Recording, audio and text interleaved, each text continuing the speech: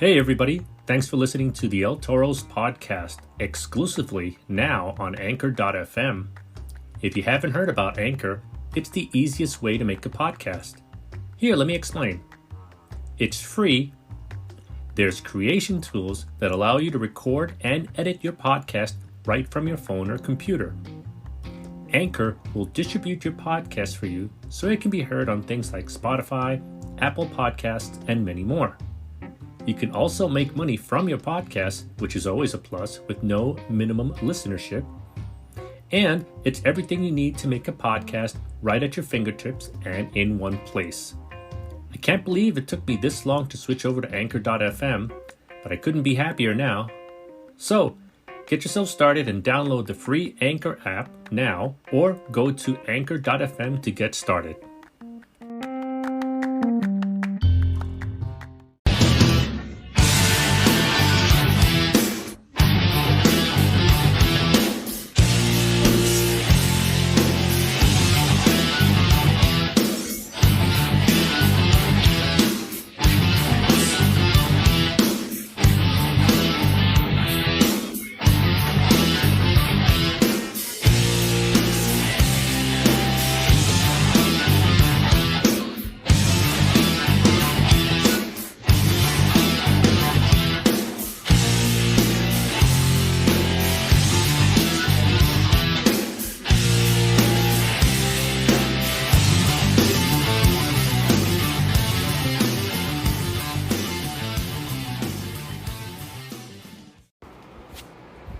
What's going on, everybody?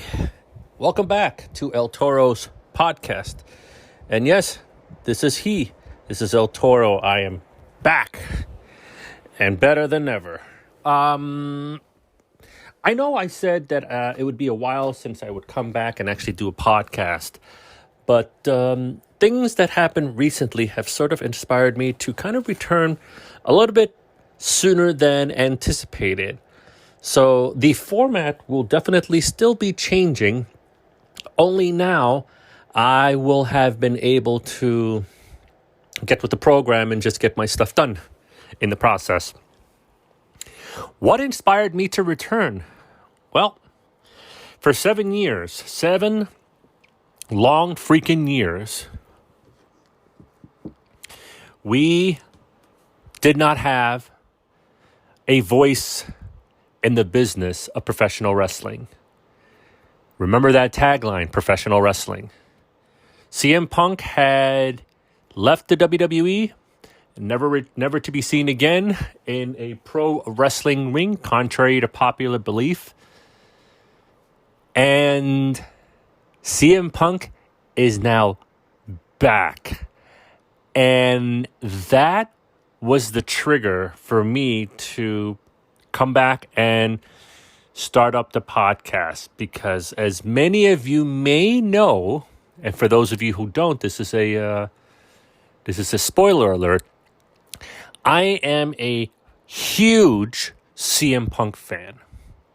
I loved him for a very, very long time. It inspired me to actually look at a lot of his Ring of Honor stuff. He made wrestling fun again. He made wrestling good again. He brought back professional wrestling, not sports entertainment. And I understand why he had to leave. I understand that nothing was going to get done in the WWE. He was not seen as the guy, despite the fact that he was given the opportunities to have the championship, but he was just never seen to be as that guy. And a lot of it is to blame with the higher ups in the WWE. For such a publicly traded company, the CEO of the entire company, instead of actually doing his COO work or the CEO work that he's supposed to be doing, he seems to have his fucking hand in promos and scripts and all this stuff, instead of actually the day-to-day activities that he should be doing for the company, for the publicly traded company. But that's neither here nor there. CM Punk is back. We got back what we've always wanted. We wanted a place where pro wrestling was always a focus and entertainment afterwards. We got that thanks to Cody, the Young Bucks, and Kenny Omega, and Tony Khan with All Elite Wrestling, AEW. Impact Wrestling started to showcase more wrestling like back in the TNA days, even though they already had like a stellar knockouts division. Now they actually started doing a lot more wrestling and a little less theatrics. We have the theatrics still, but they started doing a lot more wrestling and pro wrestling. New Japan Pro Wrestling is New Japan Pro Wrestling. They have always had wrestling. They had the comedic stuff as well, but they never have said anything other than that they are a professional wrestling company, which is absolutely fucking awesome. And then, obviously, AEW, coming back to AEW, and CM Punk coming to AEW. I had heard rumors that he was going to be there. Like, if you read between the lines, you could have probably have guessed, but there could have still been that hint of, like, trying to sell out a crowd just to get people in there, and the person's not there, you know? But they didn't do that. They hinted at it. They didn't presume it was going to be. It was like the best kept secret in professional wrestling today. And I'm getting goosebumps just thinking about it. The pop. That fucking roof was going to explode had it gotten any louder. That is the biggest pop of a return in professional wrestling for any professional wrestler, period. The love that CM Punk got, the amount of how loud the arena got, it was like, I'm not even kidding. I'm getting emotional just thinking about it. The promo was so spot on. And listen, if you're a WWF guy and if you're a WWE guy, God bless you. Yes, you can say whatever it is that you want to say. In the long run, this is all about professional wrestling. This is about competition between other companies. And it's great. It's a great time now to be a professional wrestler because I'll come back to CM Punk in a minute. Look what happened at WWE and SummerSlam. Okay? You have the returns of Becky Lynch. You have the return of Brock Lesnar. By the way, Brock looks great. Yes, I do not like Brock Lesnar at all, but it doesn't mean that I'm not going to respect the guy. I have a lot of respect for everything that he's done in the business. I never liked the fact of how he's taken advantage of the system, but I respect him nonetheless. So you have the two returns of them. You have the killer entrance of Edge as part of the Brood back in the day. His SummerSlam entrance was phenomenal. You have NXT TakeOver where you saw Walter tap the fuck out to Dragunov. And you have the longest UK Women's champion appear at NXT, staring a hole through Raquel Gonzalez. And you have my buddy Samoa Joe become NXT champion for the third time, the record third time. And then you just see such a killer freaking match between Kyle O'Reilly and Adam Cole. That was one hell of a fucking match. So it is a wonderful time right now to be a professional wrestler. Period. Doesn't matter if you bleed WWE, if you bleed AEW, if you bleed Impact Wrestling, or if you're like me who's a fan of pro wrestling all in general. So back to CM Punk. CM Punk cut an amazing promo on Rampage, which thank God I DVR'd it because I have it saved and I've been playing it back over and over and over again, and it was incredible. Now I want you to pay very close attention to something. So my wife is not a huge wrestling fan. She has her favorites, She never watched it growing up. She would like see it in passing, and then her brother's high school friends would do the whole Macho Man, Randy Savage, and Hulk Hogan handshake as a rib. But when she started dating me, we started dating. We've been to a couple of WWE shows, so she has her favorites. She loves Shawn Michaels. She loves Stone Cold. She loves The Rock. She loves Triple H. Eva Marie. No, not Eva Marie. It's Kelly. So she had a Trish Stratus and Mickey James. So she has her favorites, and she knows who's who from back in that era. John Cena, CM Punk, and all that stuff.